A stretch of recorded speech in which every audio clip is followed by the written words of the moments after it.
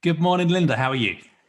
I'm good, thank you. All good, thanks. Good. It's great to have a proper conversation, albeit over the web instead of in person. But This is the way of things these days. But yeah, thanks very much for having me. yeah, it's a pleasure. So as we talked before and queuing this up, this is, I guess, a series of what I'm branding Sentientist Conversations, and they centre on answering the two deepest philosophical questions: what's real?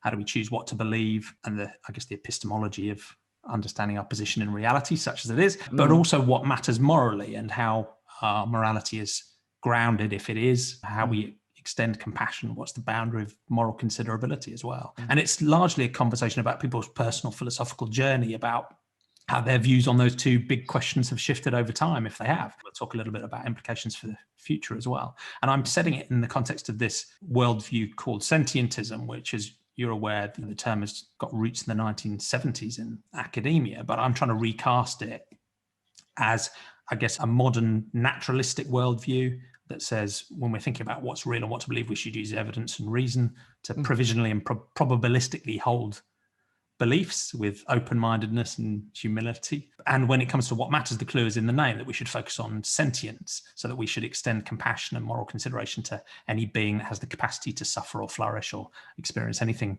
with a qualitative valence, if you like. So it's super simple, evidence, reason, and compassion for all sentient beings. But I'm talking to people who disagree with that philosophy and agree with it as well. So it will be fascinating to see how the conversation plays out and understand your own personal views. Absolutely. Yep, indeed. Cool. So before we get onto that, for people who don't know about your work already, how would you best introduce yourself? Oh gosh, that is a question. You can go on as long as you like. A jack of all trades, really. Well, the reason that got me to be here is the paper that I wrote on Peppa Pig, which is, so I guess I'm a bit of an activist academic, really. I've been involved in the animal rights movement and the vegan movement for more than 20 years now. And that was a kind of natural progression into social science and whatnot that ultimately led to this paper, which is questioning the cognitive dissonance of people and how we kind of teach that to our kids. So there's the critical animal studies scholar element, and that's also involved with, I'm also involved with the Journal of Vegan Sociology, which is a new student journal from the International Association of Vegan Sociologists, which is only set up last spring. And the editor-in-chief, no less, so appointed, not sure, maybe that's a nod to the Scottish bit of me, the clans and whatever. But so we're just in the process of peer reviewing and stuff now, and we're hoping that's going to come out before the second conference in October. By day, I teach sociology and further education college here in Scotland. I'm a mum, I'm a semi-professional musician, or at least I have been before lockdown happened. And I'm an amateur artist as well. So there's a whole bunch of different strings to the bow.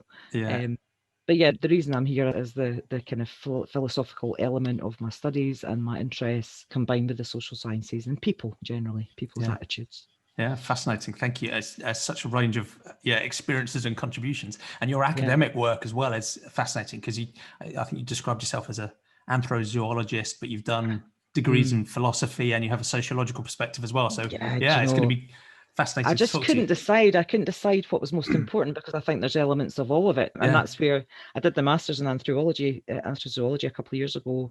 And that was the first time I really got a chance to take the politics degree, sociology, philosophy and psychology, and mush them all together and come up with stuff. So I guess I don't really have an actual approach or a specific theoretical belief system, but it's a bit of a mishmash of all the best of everything. But I think that interdisciplinary approach is so powerful as well. And in a way, I approach it from a very amateur perspective, where I'm fascinated in lots of different things. So I might go and read the Wikipedia page. Whereas I think you and one of my previous guests, Claudia Hirtenfelder, she described it as having an addiction to getting degrees. So when I get interested in something, I read the Wikipedia page. I think when she or you get interested in something, you go and get another degree in it. So I'm now at the stage I could probably paper the bathroom with all the qualifications. I'm still at it. So I start a PhD in a couple of months' time, and that's focusing on vegan children and the experience of vegan children in education and just in the world generally, especially in the UK. So I'm not going to stop, and then I'll do postdoctoral stuff, and then it's not for the kudos of the degree. It's to just, I don't know, it's almost to prove to myself that I definitely know this stuff. Yeah. But you can know it anyway, and that's what I was saying to you before we started recording that amateur, there's no such thing as an amateur philosopher. You either are or you aren't. My very first philosophy professor told me that. Yeah. I said, I want to know when I can call myself a philosopher. And he said, you can. Now. So, like, bonus. I should have saved myself a few bob as well. Brilliant. Yeah, absolutely. We're going to start by focusing on the first of those two deep philosophical questions. What's real? So for many people, that's a story about whether they grew up in a naturalistic or an atheistic sort of context in society and household, or one that was more spiritual or religious, and how their views on that side of philosophy, what's real, what really exists, has shifted over time, if it has. So we're going to, if you like, wind the clock back to before all the degrees, to when you're a kid philosopher. But it'd be great to know that story of how your views actually really started out and how they shifted. I suspect I was a philosopher from when I was really little, because I apparently woke my mum up in the middle of the night when it was before I was 9 years old, because my dad still lived at home. And I asked her why salt and pepper were called salt and pepper and they weren't called something else instead. Why weren't they called table and chair? And she's like, I don't know, go and ask your dad. Anyway, I just wanted, I'd like, the grown-up answer wasn't always enough. Yeah. I'm very fortunate that my dad would sit with the encyclopedias and whatnot. But in any case, getting back to the kind of roots of it all, morality, I was raised Christian, Methodist in particular, Protestant Methodist. My gran and grandpa were, so my mum was, and we were. My dad was raised Muslim, but he's from Mauritius, and when Mauritius was still a British colony, when in the 60s when he came to the UK, and he met my mum in a really lovely story about pen pals and things. Anyway, you probably won't appreciate me going into all the detail. In any case, he became Christian also. We were raised then, we went to church every Sunday, we went to Sunday school, and there was all these lovely stories about Mary and Martha and fishes and loaves of bread and stuff and all these things that you learn, which I now realise were kind of trying to teach me right and wrong. At the time, they were just stories. We were so small. I don't really think I understood the significance of them. My mum and dad separated when I was 9, and we fell away from the church because there was a feeling that everyone's going to love one another and Jesus loves you and all that. And really, our house was quite an unhappy one, and there wasn't much love in it at that time. My mum kind of, I suppose, turned her back on religion. So did my dad. Ultimately, he went back to being Muslim again. Remarried later in life and is still Muslim now. My mum is non-religious. I'm not sure she's atheist, possibly. My dad is back to being Muslim again, and I'm probably more agnostic than anything. I'm not sure I would be. I'm quite a weak atheist if I was to be any. So I'm not sure. I suppose it's the same as ghosts. I don't know if there's ghosts or not, but there might be. So I'm not going to say there isn't because I have no evidence. So I have no evidence for or against the existence of God. Therefore, I think agnostic is probably the best description. Yeah. But yeah, I think... And it's interesting because there's people define atheism and agnosticism in different ways, but it does seem like there's a sliding scale. I think so. And I quite like the definition of atheism. That just means you lack a belief in God. It doesn't mean you're convinced there isn't one. It just means you don't hold the belief that there is. So it's still, to my mind, even an atheist can be open-minded about the possibility, even though personally I think it's vanishingly unlikely. It's still a possibility there. I think it's interesting. Yeah, I would say there is a scale. Like I said, I don't know if I said mild or weak agnostic or something, where I'm not convinced there's a God, but I don't know, there might be one. So if anyone else thinks there is one, well, then let them get on with that if that helps them to make their lives better and to have faith that helps them through their day. Great. I don't value need to that. People. Yeah, I don't need that, and I don't think I ever needed it. Yeah. And now looking back, I think I always kind of just looked at those Sunday school teachings as just stories. I don't really think I believed that there was this guy and that guy and Pontius Pilate and all this stuff happening, and I don't think I believed it. It's really, interesting. Any more than I believed that it was Santa or the Easter Bunny or the Tooth Fairy. Yeah. And I think it affects children in very different ways. I think for many, it like you, it's just stories, right? You don't end up believing there's some, man with a beard in the sky who's judging you. And for other people, it sets very deeply into their child's mind that this is actually deeply real. So it's interesting. I think as long as it's positive, I don't think there's any harm in having faith if it creates a positive attitude towards other people, to the planet, to all its inhabitants, and to yourself. Yeah, no, I agree. And I think from the guests I've spoken to so far, most of them some of them grew up in a very atheistic context, but most of them started out, like, as I did, in a some form of religious context. And for some, I think like you and me, it was quite a gentle thing, and it didn't really feel difficult to drift away from that. For other people, it was extremely hard. Religion was baked into their culture, into their family's identity, and it was a very difficult journey for them. But for some people, it's been more, I never really believed, I think, like you. For other people, it's more about evidence and reason, and just, for example, looking at the contradictions or not finding enough evidence and just saying, look, I don't think this is real. So because of an epistemological challenge, they move away from it. And sometimes that's a sort of comparative religion thing as well. They look at all these religions and go, these feel like they were probably made up by powerful men in the last couple of thousand years rather than... Absolutely. I think when I was doing a bit of soul searching at one point in my early 20s, and I think I was looking at a lot of more of the kind of ancient religions. Yeah. Just to see what there must be something here that's good for everyone and not just for, I don't know, men or white men or powerful white men or whatever. And Taoism, I thought, was incredibly interesting. I think that kind of there's the three tenets of that. So you've got a bit of compassion being one of them, and being having humility, that kind of thing. So I always thought that was kind of interesting, but I don't like labels. Yeah. I've never really liked labeling anybody or anything, so I don't think I would call myself anything. Plus, I still got that. I like to have the freedom to choose the bits of things that I think make sense. Yeah, I like it. Yeah. So that's one of the reasons why people have moved away from a religious worldview, is that epistemology. But the other one is actually ethics. So one of the other angles that people will take is that they will look at, certainly in some of the more established religions, and look at some of the ethical systems that flow from those and just go, that isn't right, whether it's homophobia or sexism or some other sort of form of tribalism, whether it's putting obedience to a deity above the suffering of, even your own family members, those types of things. And they look at those and go, this can't be right. This can't be right either. So it's an interesting mix of the two. And it is frustrating in a way, because while there's, I think, some deeply warped negative ethics that can flow through a variety of different religious systems, most of them do have a compassion that is genuinely about, a core that is genuinely about universal compassion and love, and there's positive elements of that and community that flows through most of them as well. Yeah, they seem to have that as a central tenet. Most of them, I don't think there's any that don't at least claim to have that as a rule, if you like, of the, following it. But the practical application of that seems to go so horribly wrong. I live in the central belt of Scotland, and here even Christianity is divided down the middle. Yeah. With Protestantism and Catholicism. It causes violence. It's caused untold problems within families, within relationships, and where people are sometimes, in some cases, this is also Scotland is predominantly white, as most of the UK is, but some people are more bothered about whether you're Catholic or Protestant than what colour you might be. Yeah.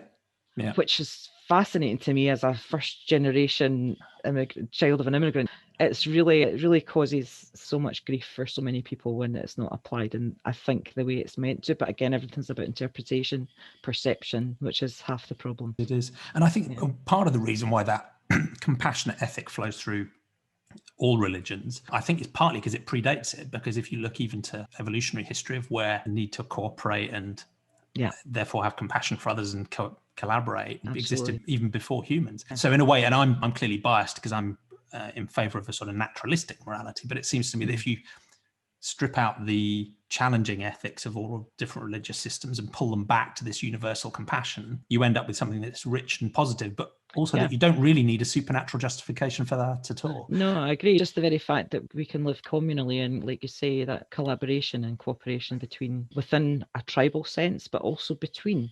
Yeah. Because there would have been necessity. People talk about tribalism as being something that's just, you get to the end of that tribe and it stops, and then there's the next one. But actually, there would have been a lot more collaboration needed back then as well. And in an anthropological sense, in some places, that's still the case. Yeah, really fascinating stuff. Gosh, there's people sitting writing about this as we speak. Yeah, absolutely. And that brings us really nicely onto the second big question: what matters, and how should we express compassion, and what should we have moral consideration for? And for some people, that's one of the reasons why they're nervous about moving from a religious or a supernatural worldview, is because however warped those ethical systems are, they are an ethical system, right? So you have normally some form of deity that instantiates good and evil. You have a judge that will assess your moral actions and maybe punish you before or after death or both. So there is some form of reassurance in that, and some people are nervous that if you move away from a supernatural or a externally defined morality, that you'll lose any moral moorings whatsoever. I certainly don't feel that's the case, and you don't either. I don't think you're running around being deeply immoral because you don't have a God looking over your shoulder. Oh, if only. so how would you describe, I guess, if your morality is grounded in anything, what does matter? What matters is, I guess, it's compassion, it's social justice, kindness, consideration. It's really bound up in veganism. And I don't mean that in terms of the plant-based diet, which is, I would say, is very separate and very specific about what you eat. It's the whole ethical process around being vegan and looking at, is there a way to do something differently from the norm that minimizes harm? I don't want to kind of end up in a utilitarianism kind of discussion here, because it's not necessarily as straightforward as that and quantifying harm. But if I can use this product instead of this product, and this product causes less harm than that to aquatic life or to animals in laboratories or what have you, then why would I not? Yeah, it's like a no-brainer to me. And I think that I have a lot of interest in anti-racism and gender campaigns, because so much of this is bound up in categorization that's socially constructed. We have male, masculine and feminine genders. That's in this culture. It's very culturally specific. We have races that we seem to need to, again, it's this labeling and all this kind of thing that's been done by people to people.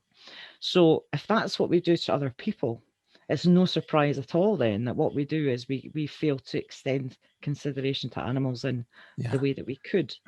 So if we saw life, just general life, as being important, regardless of whether or not, and I suppose this is where I maybe go a bit further than sentientism in a way, because I'm not sure that you need to have, I'm not sure there needs to be evidence that you are capable of experience or feelings in order to have to be considered.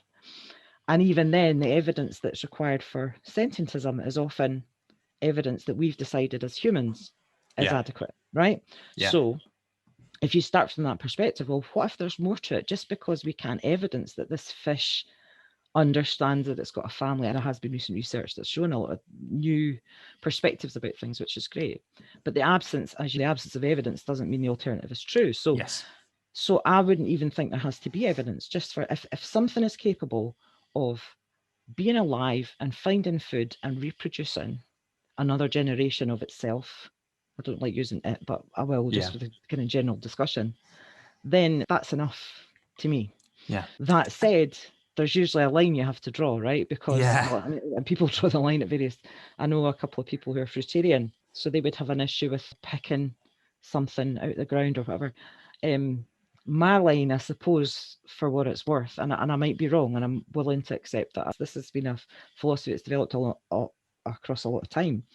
My line is, if it isn't capable of running away from you or escaping you, it's probably fair game, for want of a much more animal-friendly expression. So I don't have an issue with how can I attack you out the ground. I should translate pulling them. And I'm happy with picking an apple off a tree. Because that isn't capable of escaping a danger. Now, whether that's something they are consciously aware of or not in terms of the animal kingdom, I almost think is irrelevant. The fact that silk is made by all the things they do to silkworms to produce silk. I don't know if a silkworm's got sentience, possibly not, but it doesn't matter to me, because it's a little living creature that would, given the opportunity, get away from danger. Agree. Whether, and I think whether it's aware of that danger or not.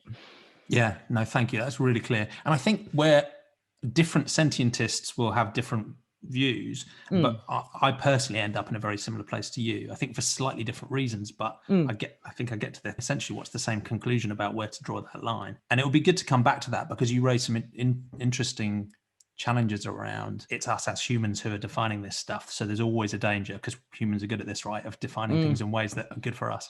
Sort of purpose. So it would be good to come back to that as well. But it would be interesting again to wind the clock back to your childhood, and how early did this stuff start to resonate with you? This was quite late to me. I was an adult by the time I figured this stuff out. Well, up until I was in high school, I don't think I questioned anything that I was told. I just got on with that. I was really quite conformist, which is ironic. If anybody knows me now, they would know that's absolutely not the case. And into high school, I had a whole bunch of rage just from hormones and teenage that really weren't particularly related to anything. I played a lot of very loud music. So I was in my early 20s before I started thinking about this. So we're going back, I'm giving my age away, but we're going back over 20 years now. And it was just, I ride motorcycles. I would stop at the side of in the springtime, I'd stop and there'd be Highland cows in the field. And I love them. I loved cows. I thought they were gorgeous, big eyelashes and lovely, lovely looking things. So I would stop the bike and I'd get off and I'd pull some grass out and I'd come over and I'd feed them and all that. And I wouldn't think twice about the fact that I also ate them. Yeah. Not those specific ones, I don't think, but that, I didn't make any connection.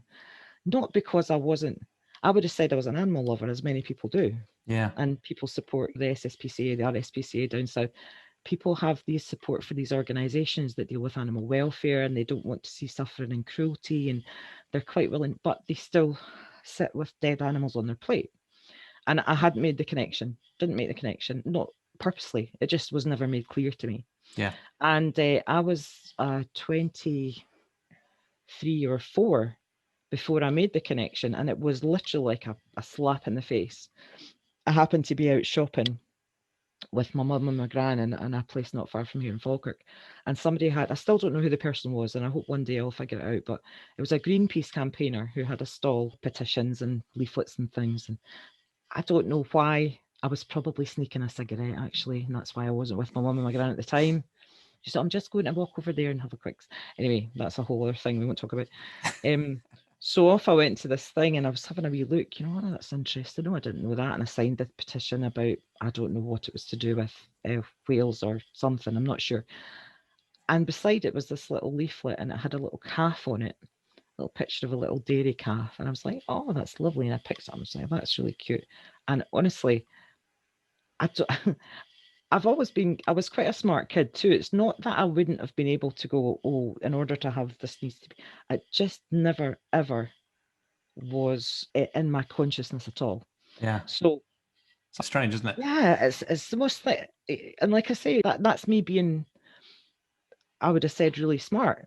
So suddenly I'm faced with this little face, which I was attracted to because I love cows, right? So there it is.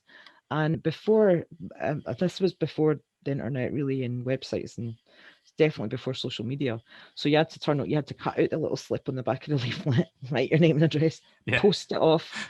And within the next week or two, this bunch of stuff arrived in my house and I went vegan straight away by the time I'd finished reading a couple of pages. That's from meat eating.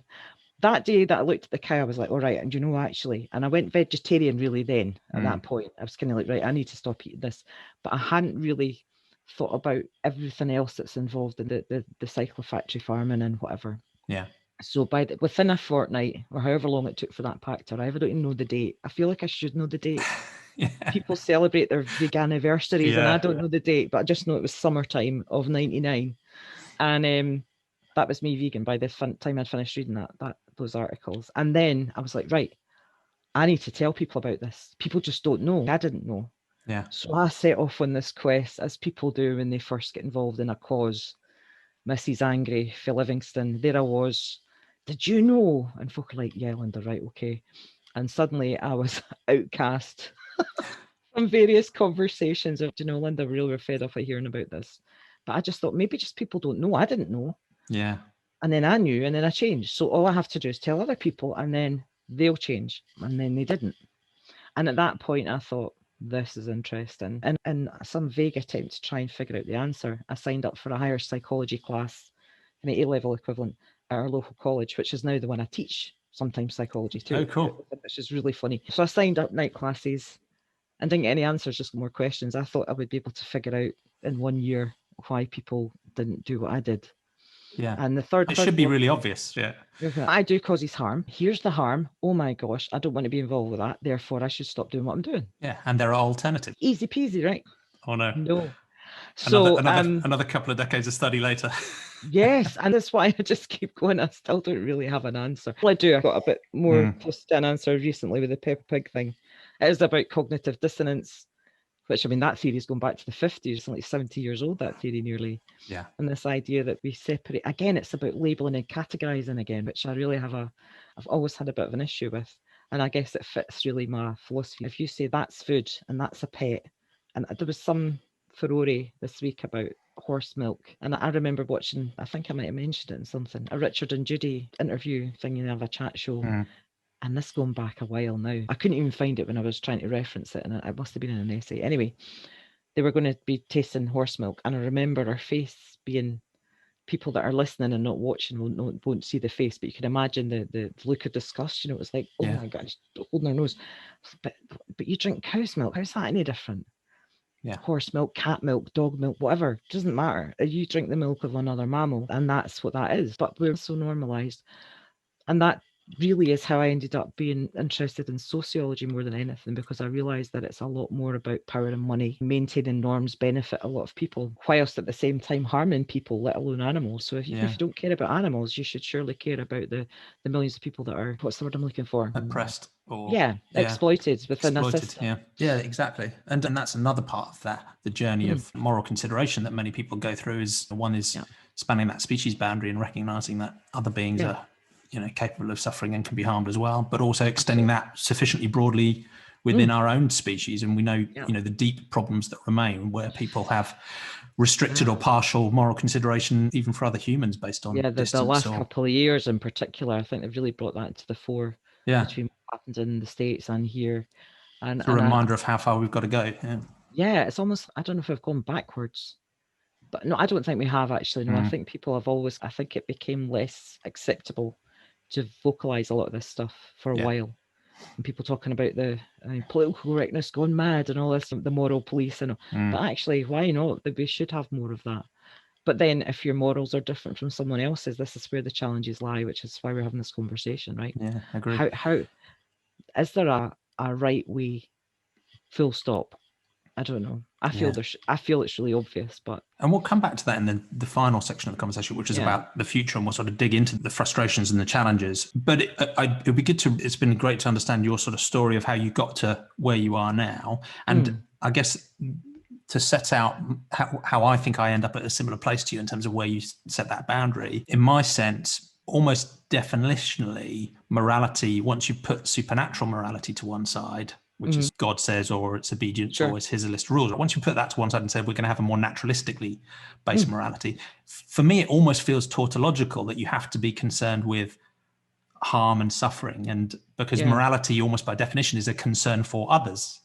And if you have a concern for others, you're concerned for their perspective and their experiences. So on that basis, any being that has a perspective or experiences should be within the scope of our moral consideration. So it's odd because it almost feels tautological, but then tautologies are true, right? Yeah, it's difficult. See, it's difficult because I have a bit of a kind of maybe more a humanist kind of tack to this, where, and it's interesting because even within humanisms, people can't, even within the religions, people can't decide, and there's different factions within a religion. So I guess this is no different really, but from a humanist perspective, which isn't just concerned with humans, but it acknowledges we are humans, right?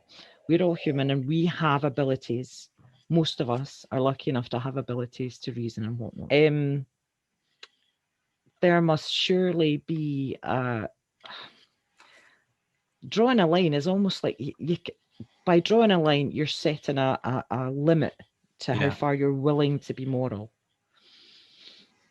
But then it's interesting because I also was looking at green criminology as part of one of my degrees, and they're talking about the rights of land, and this kind of thing. And I thought, that gets really, I actually sat, it caused me a lot of brain ache for a while going, right, maybe I need to extend the boundary that I've already set here, because I can see that I understand what they mean. This is still alive in the sense that it's not static per se. It's got an interest. In the interest of nature, it was, I forget who wrote it now. Stone, I think, ironically. Yeah. Anyway, I can't remember, but I did pull back from that a little bit because I thought I'm still trying to ascertain exactly where I'm at just now without having to think a little bit too far ahead. But I do still think there's scope for me to extend it further, even despite 20 odd years of. I just went straight from eating meat and not thinking about anybody but myself, really, to be honest. I was like a typical teen. Everything in the world revolved around me and all my problems and all that stuff. And then suddenly going from that within a few years to being anything that can move, I need to help or stop people harming, if I can't help them, I can at least minimize the harm to them, even if I can't rescue them. And then I rescue dogs and all that. Yeah, I don't think I've answered whatever question it was you had. I've forgotten. I've just gone on a bit of a rant. But it is interesting, because I think sentientism doesn't have a list of types of species or beings or entities that are sentient. It just says naturalistically follow the science, and it suggests we should, be provisional, so always open to new evidence, probabilistic, so the better the evidence is, the more confident you are, but you don't have to prove sentience, and you don't have to prove the non-existence of it either. It's just it's a sort of grading and a judging and a assessing in a more balanced way. But I think it also needs to be prudent as well. So I give the benefit of the doubt. I don't require prove something sentient. I just need enough confidence that it could be. And that's why it partly brings me back to your position, which is if something's mobile and an animal, basically, I think they've got a good chance that they're sentient because of evolutionary reasons, because of information processing architectures, because of behaviors and so on. So that's, why in essence, I take maybe a more technical thought about what sentience is, but I end up at the same place, that it's basically human and non-human animals, but I don't think plants have a subjective experience of suffering or flourishing. I don't think rocks and rivers and other things do. But I've had the age-old thing, but there was an experiment once where a tomato moved away from a knife. Therefore, you're a tomato killer. I was like, okay, so that excuses your fish eating or whatever. So it's always really interesting, the comebacks. And the boundary might well be fuzzy as well. I think it might ultimately prove impossible to say this is just non-sentient information processing that's going on in a stone or a rock or an electron or a tomato or whatever. And the information processing that I think is sentience. There might be a fuzzy boundary there as well, but I don't think that renders it a concept that's not, that's not useful. Sure. And I think there's that thing, the earth is just a big ball of energy, right? We're all just energy and water and electrons and ions and whatever. Stardust I'm not really a biologist by any stretch of the imagination. So if we're all connected. And that's why, so maybe chucking a rock into some water, skimming, I'm not very good at that either. Skimming a rock across some water isn't really harming anything unless it hits something on the way down that's living in the water. But it's that connection that I think we all need to remember more. I think so too. And I get that sense of wonder and connectedness. And in a sense, we are all one, right? We're all made of atoms and quarks or whatever, even from a completely naturalistic worldview.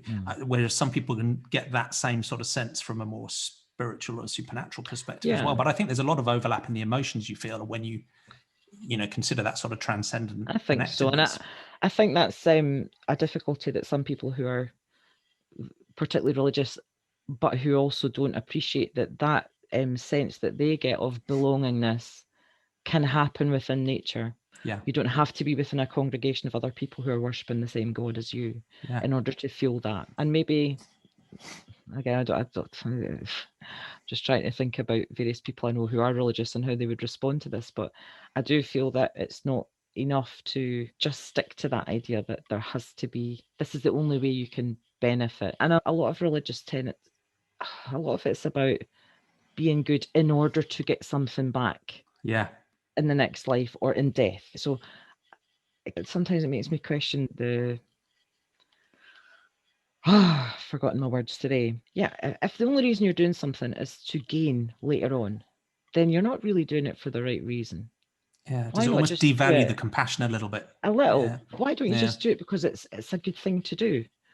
If you're minimizing the harm to everything possible in your life, then great, then it's a no-brainer.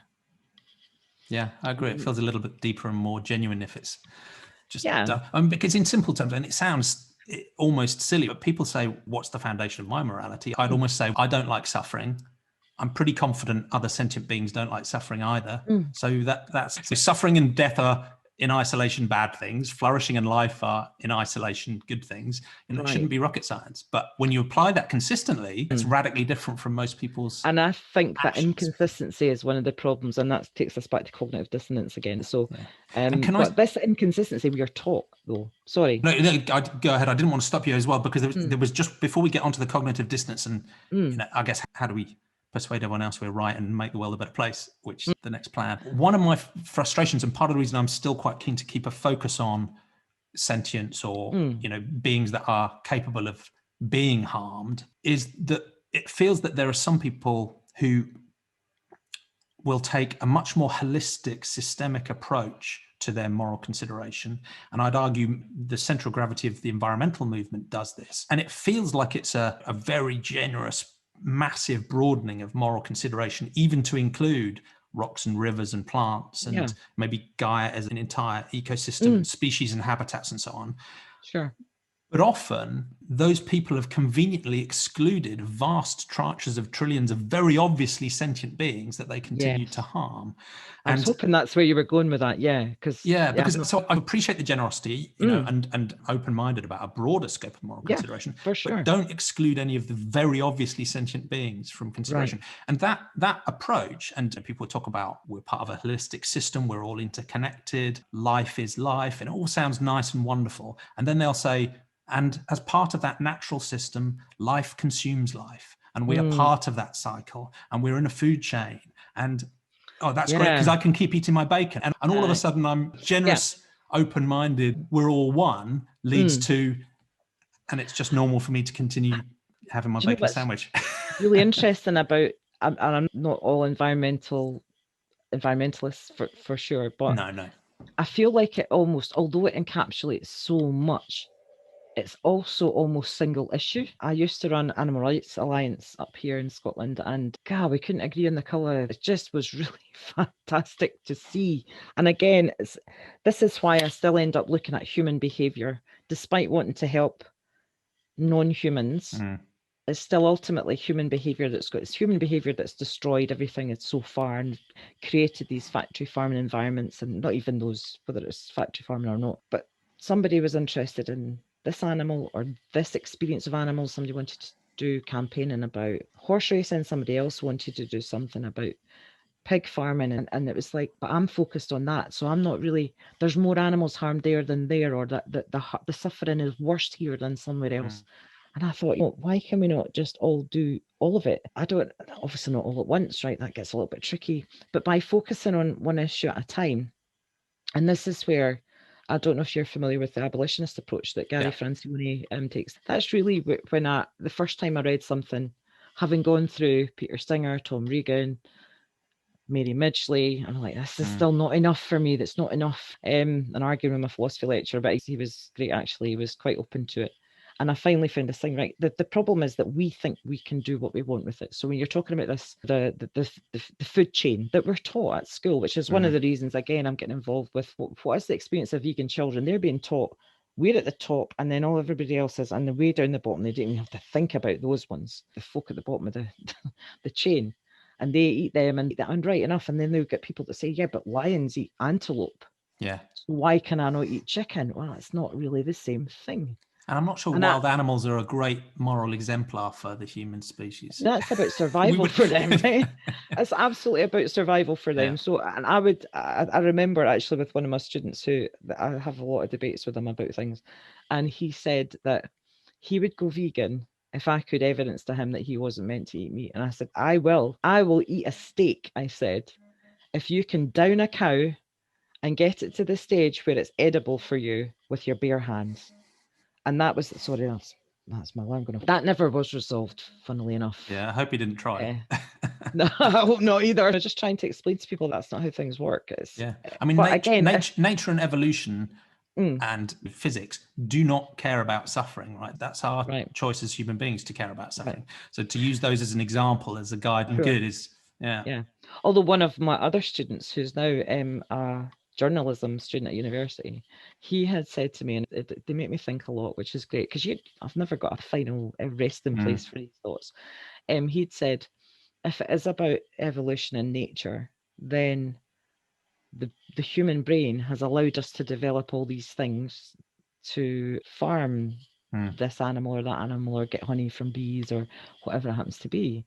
So maybe that's as natural, was his argument, as what we're claiming is natural. So I was like, oh gosh, that's a good argument that I would need to formulate a response to with a bit of care.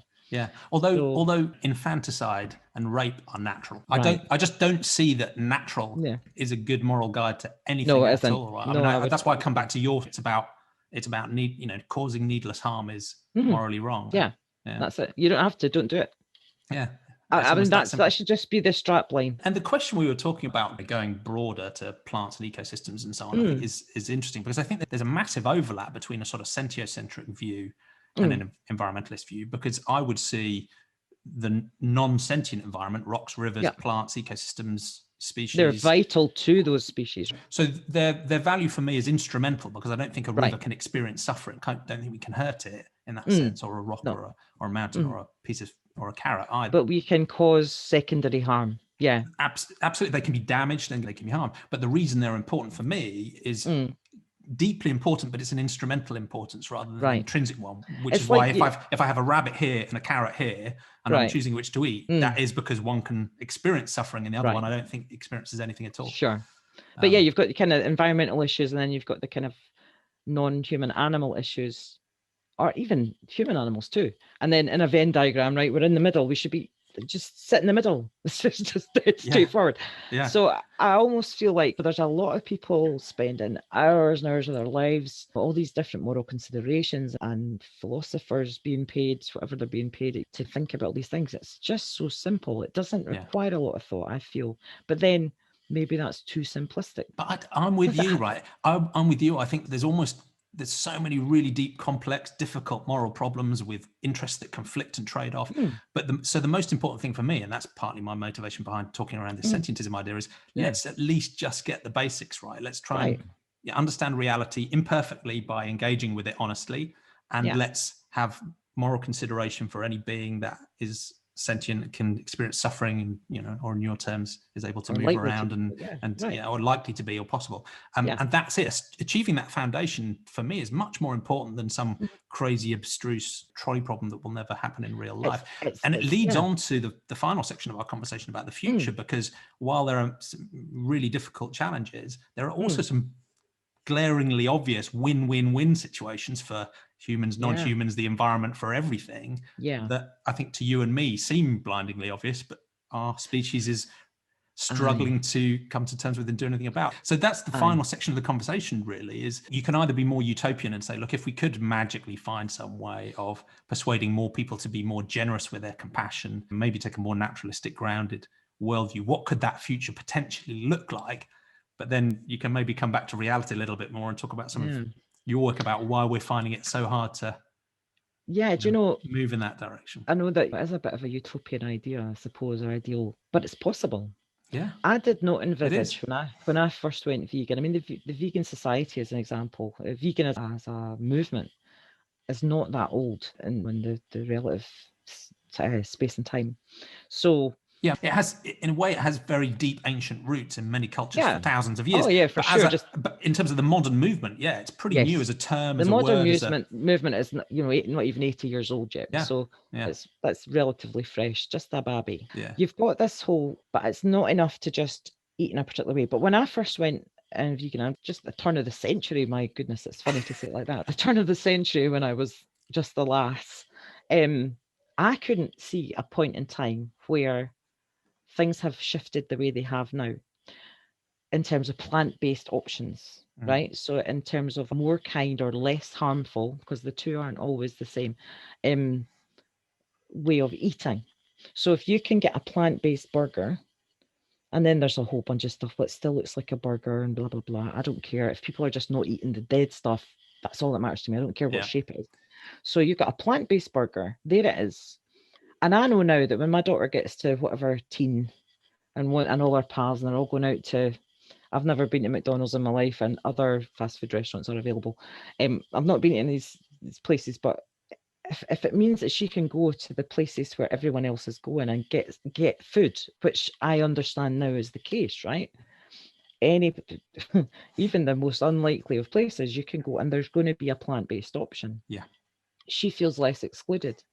But it also means it's more the norm. So the dogma that has dominated discourse for years and years, that's the challenge. So what I feel like there needs to be some kind of deconstruction of that. And it's shifting because companies, mostly capitalists and profit-making companies, can see that there's a market for it. They can see that they can make profit from this. Now that's for processed foods and whatever, but fruit and veg and stuff, they still are cheap as chips, really, relatively speaking. So you can still live incredibly well. A lot of it's about education and the fact that you do not need this plus this. The food pyramid that you're taught in school, rather than it saying, I had a bit of an issue recently with somebody at my daughter's school, because they were talking about, rather than talking about protein and calcium, they were talking about meat and dairy. Yeah. But they don't mean meat and dairy. What they mean is protein and calcium. So why not say that? So then everyone understands there are a variety of sources of this. And it just makes things, again, getting back to being anti a whole bunch of stuff, I just think things could be much more inclusive for everyone. So if you're more inclusive and you have a wider range of plant-based food, that's how I see the future. I see a positive future of a plant-based future. Whether it's a vegan future, I don't know, because I still think that people are still taught to be much more selfish than they would naturally be. And again, I have no evidence for that, but maybe we need to use that selfishness to improve things. If there's been a study recently that there's going to be by 2040, they reckon, I can't remember if that's the date, cell-based meat is going to be as viable financially for the general public as meat is right now. So when you get away from what happens to a chicken when it goes through the production line and it's electrocuted and all this stuff, I don't even know that you need to persuade someone with those kinds of images or that kind of story. I think you just need to say this. Maybe people should go to sanctuaries and meet chickens and know that they're little individuals. They're all very different. And anyway, I'm getting off track. The future needs to be plant-based for everyone, for people in other places where they are struggling to survive because vast swathes of countryside have been taken over by people to produce animal feed for the mass. That's where the soya is going. It's not going right, to us. right. It's not going to us vegans. There's some people argue we could feed the whole world with all that stuff. So you've got it's just a no-brainer, and I just can't, until the companies that make the money out of the exploitation and oppression can see that alternative way of making the same money without the exploitation and oppression. I worry still there's going to be issues around workers' rights and various things like that, but that's something that humans have little problem supporting, right, in terms of campaigning against. So it's a kind of multiple attack. So we raise the next generation to be a little bit more considerate too and more consistent. Yeah, and it's interesting that you've laid those out, because I think some people look at the abolitionist approach and think it's too extreme and more about sort of moral purity, that if we just say, look, this is wrong, you should stop, then people will stop. And I think, I'd love that to be the case, but I think we'll take centuries. So it's quite interesting. You're also seem to be very open to this. Look, at the same time, we can be morally strong and very clear and very open and not apologetic, but at the same time we have to acknowledge the reality that we need cheap, fast, easy, available, socially acceptable alternatives at mass scale globally. We're really going to achieve the sort of outcomes we're after, which I think that's doable, right? Yeah, that's absolutely doable. It's doable even right now.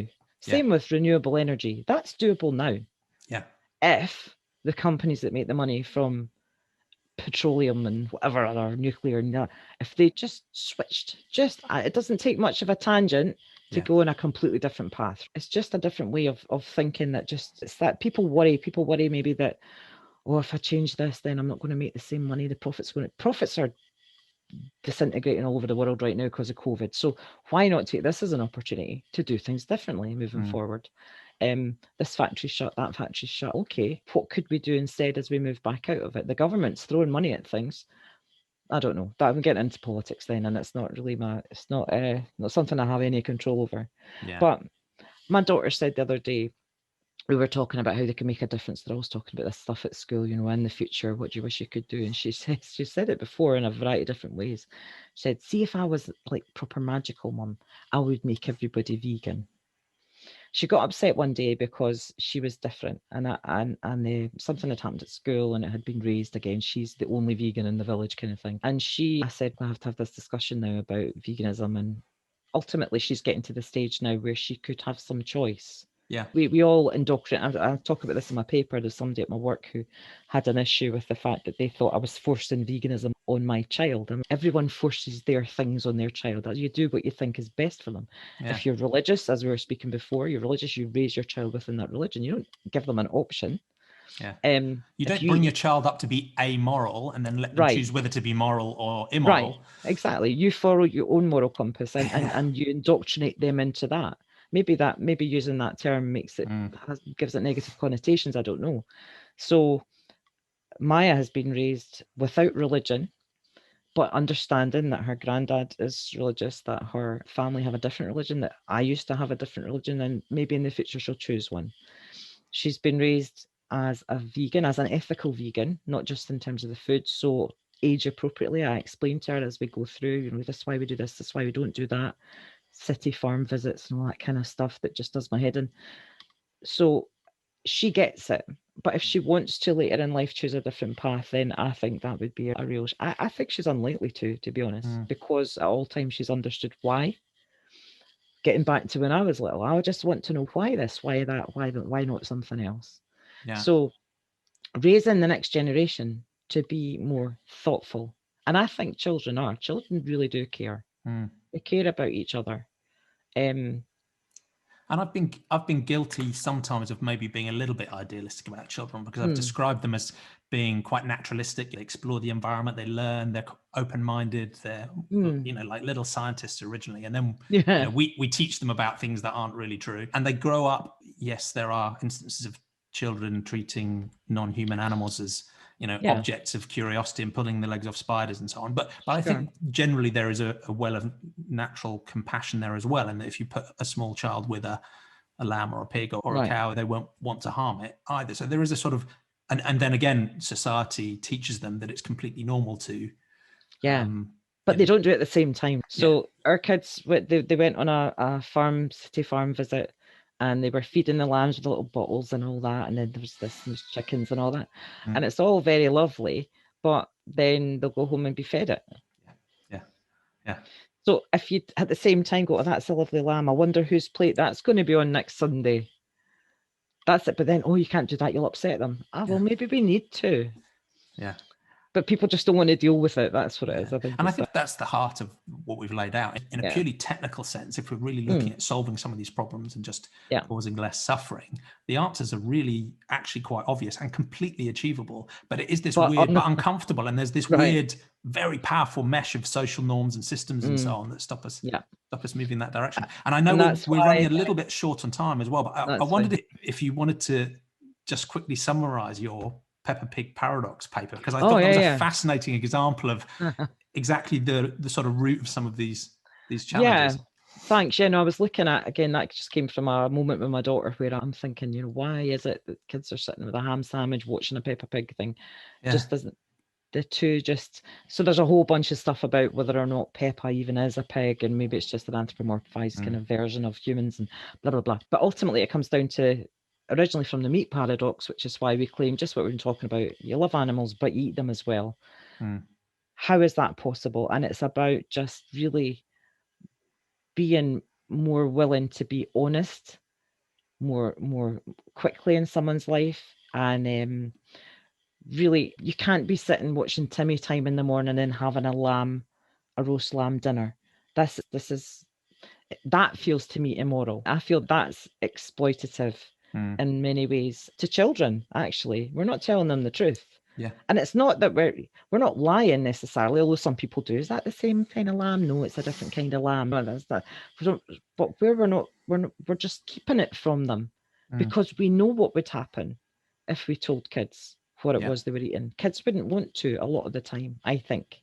So the Peppa Pig Paradox looks at this contradiction that we train our kids out of thinking about it. So it's about joining everything back up. Kids love animals. All the stuffed toys that they have and all the programs they watch. And another paper I have coming out later in the year is about just how much that it's more than half of the programs on TV have animal characters, either as lead characters or in vast numbers. Peter Rabbit, and if you could reel them off, especially if listeners have got little kids, they'll know exactly. They love animals, and that just falls away as the TV programs as the age brackets get older. The cute animals and stuff fall away. But that fundamental, for us to use animals so much to encourage them to learn about things and to want to know about that next thing, at the same time as feeding them, sometimes the same species of animal, just seems so vastly against any kind of regular, consistent perspective. It's bizarre, isn't it? And I think that's, and more positively, I do get this sense that there's a sort of latent, deep well of compassionate ethic that we can tap into, which is why these positive changes can happen quickly. I think they can, and I'm optimistic. I do think that it starts, but it's twofold. We have to start at the top with systemic change, looking at these companies that really are maybe quite resistant to altering what they're doing, but lots of them are now. Some of the biggest brands in the world are now providing plant-based options. And then you start at the bottom, which is the start of life, and bringing up our children to do what naturally comes to you. You wouldn't put a calf in front of a kid and they'd go, they would want to interact with it. That would be because we're mammals and we're pack animals allegedly and all that, so I don't think we knock that out of people very early on. So from a social justice perspective, for all the people that are involved in these industries, for the animals that are involved in the industries, and for the environmental harm these industries cause, it's a no-brainer, really. But we start at the bottom and then chip away at the top as well. Yeah, it's a great summary. And I think the same things, we spent a lot of our time talking about non-human animals, given it's such a stark gap in most people's thinking. But I think a lot of these principles play through into human ethics as well. You talked about the power of humanism before, and in a way, this idea of sentientism keeps all of that, the positive aspects of humanism, and it's saying ultimately we're all sentient. That's what matters. These other characteristics, these other tribal distinctions, these other boundaries have importance and meaning to people, but none of them undermine the moral value and worth of all of us as sentient beings. And I think that plays through into our human ethics as well, which obviously there are many deep ongoing challenges in. If you've got concern and consideration for one group, it doesn't then automatically mean you can't have it for someone else. And I don't know why. I don't know how that ends up being misunderstood, because I used to get it a lot, be out campaigning, leafleting, shouting it, and trying to persuade people I was being a bit angry and all that at the beginning. And people come up and go, "But what about humans? I'm a human. Of course I care about humans, right?" That goes without saying. What I'm also saying is, I care about this too, and so should you. Yeah. And there's a weird mindset where people seem to think that most decisions are a win-lose, where you have to trade off and one will win. When many of these things, and those situations do exist, but many of these things we're talking about are win-win situations, right? And of course they are. And it's almost, some people don't really talk about progress in the context of humans because we've done so many awful things and we've got so far to go. But in a way, I think we have made progress, and much of that progress has been because we've realized that expanding our circle of moral concern is good for the people who are doing the expansion as well as the people we're expanding to. It's not like it's not. I think it's a false dichotomy to reason.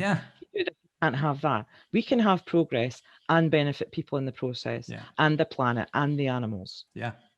It can be done, but it needs people maybe to be brave with their shareholders or other stakeholders, and maybe needs for people to just think about things a bit differently. But it's been happening, and I hope it continues. The progress that we've made as a species in the last just in a century is phenomenal, technologically and whatnot. Now it just seems to be, the rate seems to be speeding up, but I do have hope for it, and it might even end up being in my lifetime. Depending, that'd be nice. At least in my daughter's. You might be right. I think all of these social changes feel painfully slow when you're in them, but you look back and they can turn fast with the right will and focus, and with, as you said, the bottom up and the top down at once. Let's see what we can do. Optimism. Well, it's a great note to end on. Thank you so much. It's been inspiring to talk to you. What's the best way of people following you and learning more about your work and reading your next paper? The links, of course. You can include the links. Okay, I do have for spelling, especially, my own very basic but full website, which is korimboccus.com, and I'm also on Twitter at LM Korimboccus, and Facebook not so much. That's not really about academic stuff. So the website and Twitter's probably the best. I'm a Twitter newbie, really. I'm still a bit of a rookie when it comes to Twitter, but I'm getting there. Well, I will ask all of my 263 YouTube subscribers to go and follow you now. So Wonderful. That'd be yeah. super. I appreciate that a lot. And everyone should read the Peppa Pig Paradox. I think so. And there's some advice at the end as well for vegan families and non-vegan families, and maybe how to look at things a little bit differently and just make a little bit of a shift towards what we're aiming for. That's great. Thank you. You've played a part today, at least in a small way, of helping normalize compassionate, rational thinking. Yeah. Thank you for being my guest today. It's been a real pleasure. Thanks for having me, Jamie. It's been lovely.